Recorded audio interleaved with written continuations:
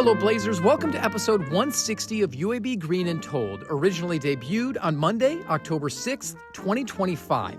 This podcast gives us the chance to highlight the voices of the UAB community. Catch up on previous episodes at alumni.uab.edu/greenandtold on Spotify or the Apple Podcast app. And if you enjoy what you hear, leave a written review to help others find us. I'm Greg Berry, a UAB alum and Director of Communications in the Office of Alumni Affairs. George Hardy is a small-town dentist with a big personality and a love for making people laugh.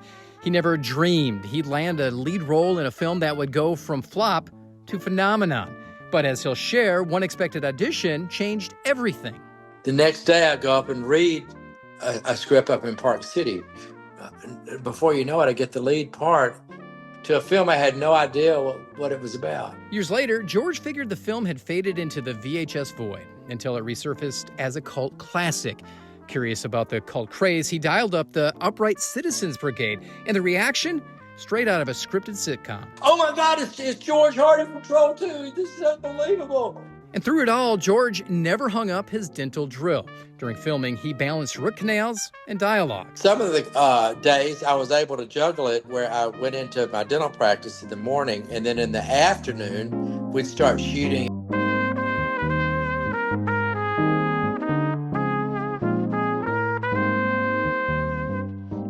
A precocious kid from Alexander City, Alabama, George Hardy was always ready for his close-up. He loved being the center of attention and was the kind of kid who could light up a room, always ready with a joke or a big smile. When Dentistry called, however, he answered, building a thriving practice, but the performer in him never left the stage. That led him to an audition for a low-budget film that had become a cultural touchstone. Lillian Chaffon, she was the coach for Linda Gray and Raquel Welch and some other big A-listers. And, she would fly up from Los Angeles every 6 weeks, and I would take classes from Lillian. So that was back in, the late 70s, early 80s when you were taking those acting classes? Well, I finished dental school in 81, so I probably was taking lessons from 83, 84 to 89. Where'd that interest come from? What started you in acting? After school and on weekends, everybody came to my parents' house, and we put on, that was when Laugh-In was really big, and we'd all do silly acts in front of everybody. Even my parents got involved, and we'd just act silly to each other, and put on these different skits, and so I did that. I was in a high school play. It was called Under the Mistletoe.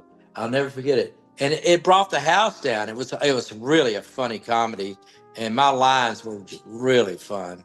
And so I enjoyed that little 30-minute play that I was in. And that kind of got me started. And then when I went to Auburn, I was in front of thousands of people being a cheerleader, and we always did skits, the pep rallies, and, get the groups to laugh. And all the cheerleaders were big hams as it was.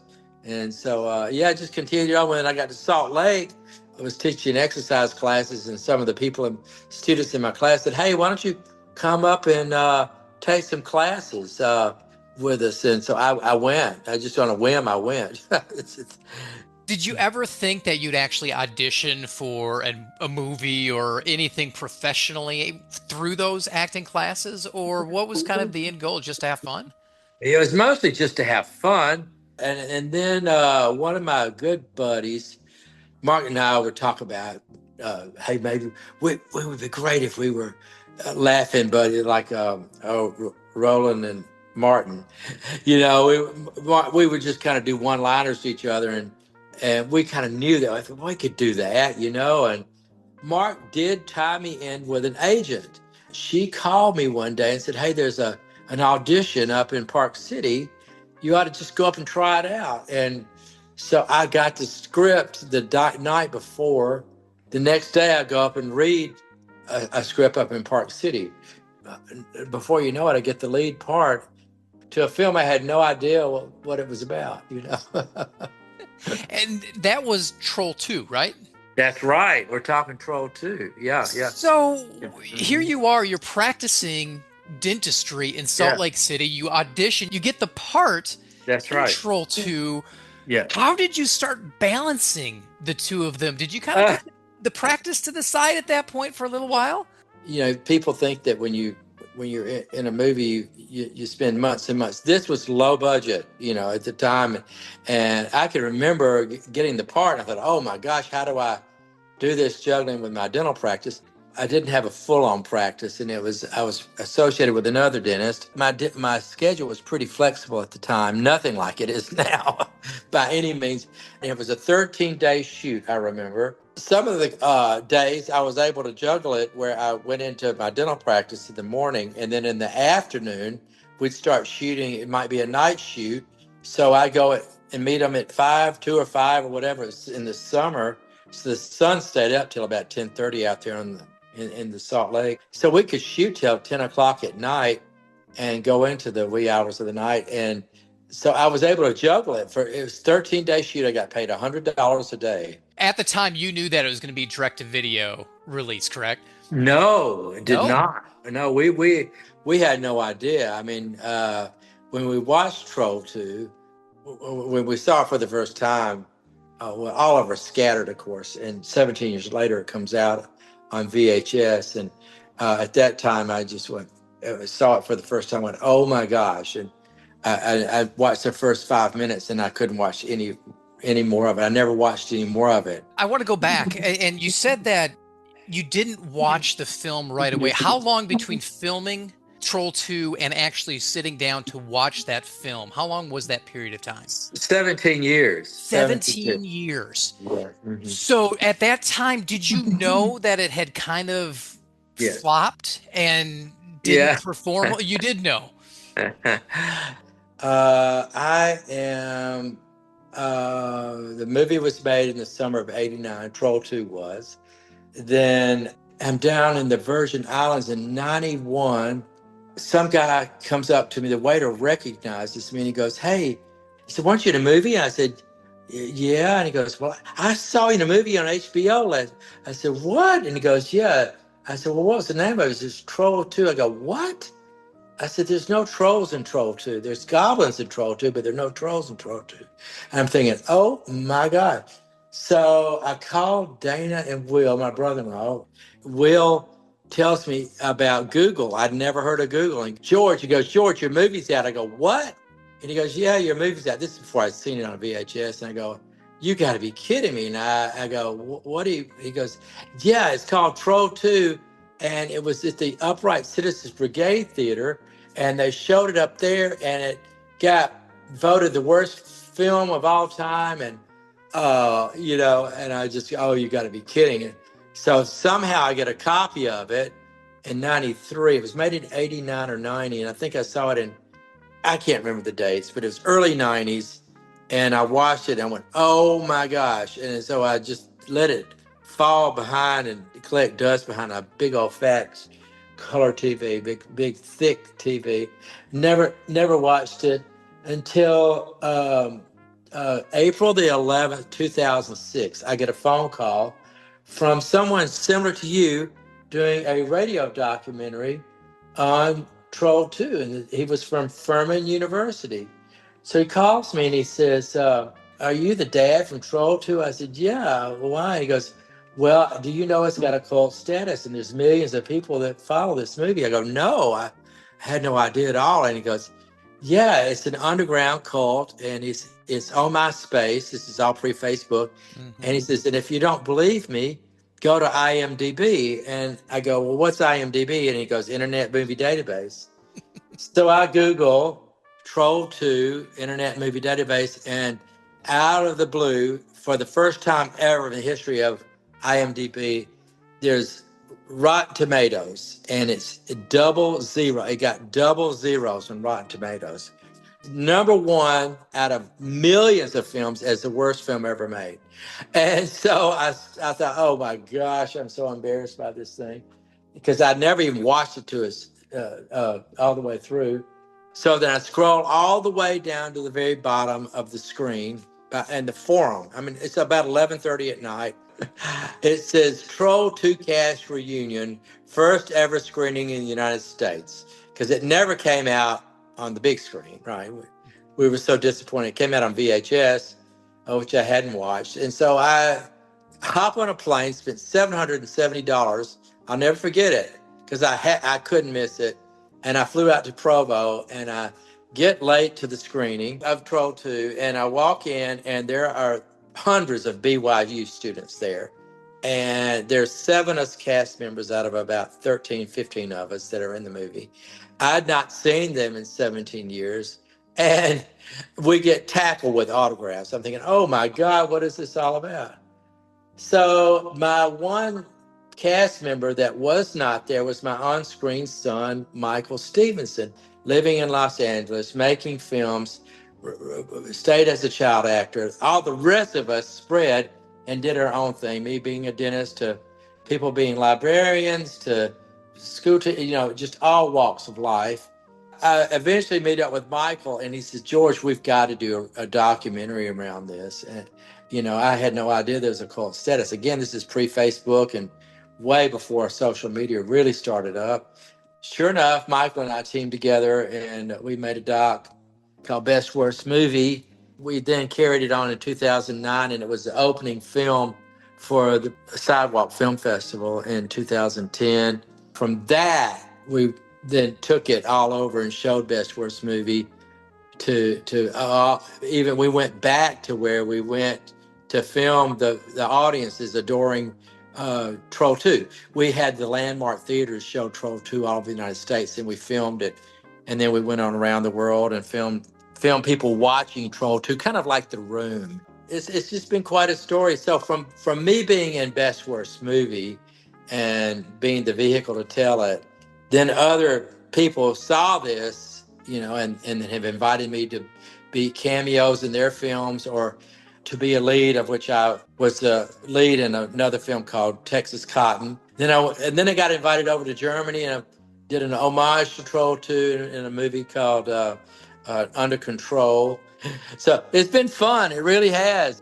When you finally sat down and watched Troll 2 for the first time in the entirety, what did you think? Well, that was with a group of about 300 people, Okay. and that's in the documentary. So I mentioned the Upright Citizen Brigade Theater. And so when we decided to make the documentary, I called up to the Upright Citizen Brigade Theater, and I said, hey, it's George Hardy from Troll 2. And the people on the other end of the line, oh my God, it's George Hardy from Troll 2. This is unbelievable. The dad from Troll 2 is on the phone, and they said everybody in the whole district up here in Broadway knows who you are. I'm going, you've got to be kidding me, They're like the second act in Chicago, which a lot of their comedians is improv, and a lot of their comedians end up being on Saturday Night Live. They said, oh, you've got to come up. Let's do a screening. And that was the first time I ever watched it in its entirety.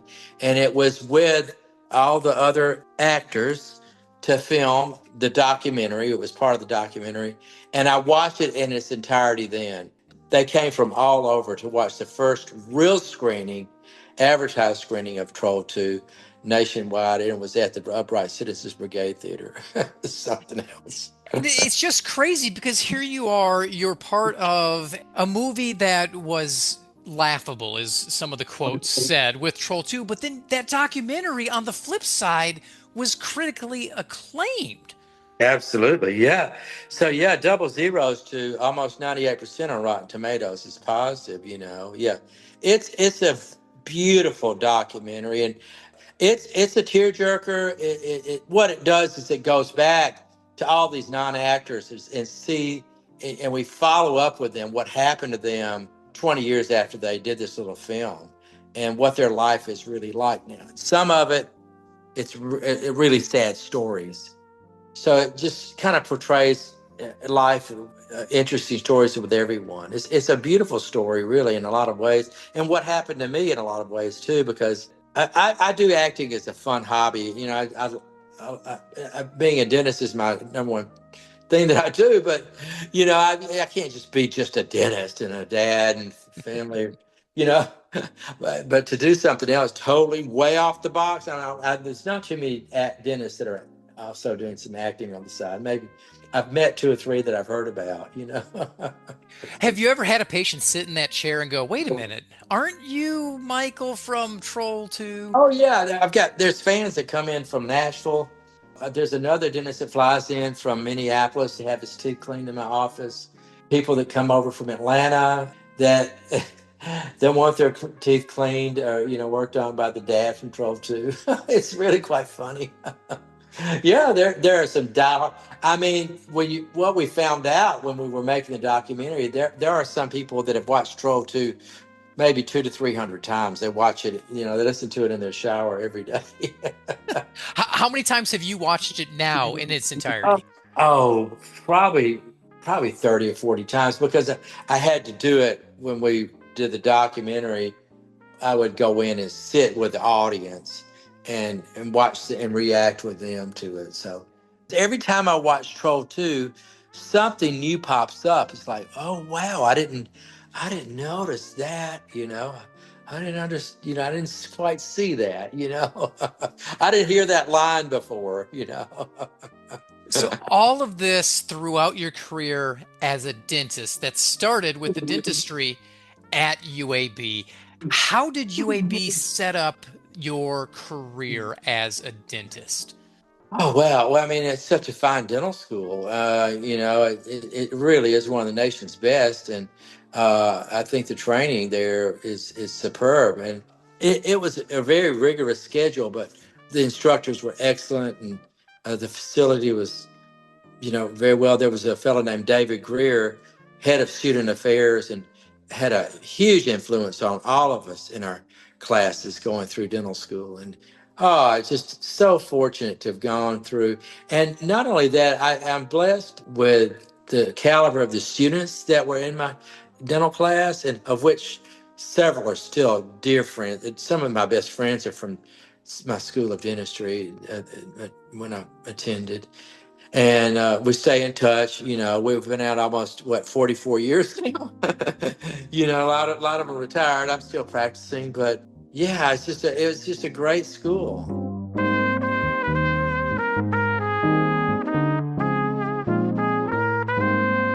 That's George Hardy, a 1981 School of Dentistry alum who's proof that sometimes life writes the best screenplays. With a flourishing practice and a fan base that spans generations, George has a unique story and his own spin on what it means to be a Blazer. Whenever anybody asks me where I went to dental school, I'm very proud to say I went to UAB School of Dentistry. Yeah, I'm very, very proud to say that. That's where my degree is from. Yeah, for sure. Yeah. So, yeah, I'm very proud to be a Blazer. I'll tell you. Yeah, that's true. That's another episode of UAB Green and Told in the books. Catch up on past episodes at alumni.uab.edu/green and told, on Spotify or the Apple Podcast app. If you have a guest idea, send it our way at greenandtold@uab.edu. And don't forget to follow us on Facebook and Instagram to stay connected with all things UAB alumni. Thanks for listening, and as always, go Blazers.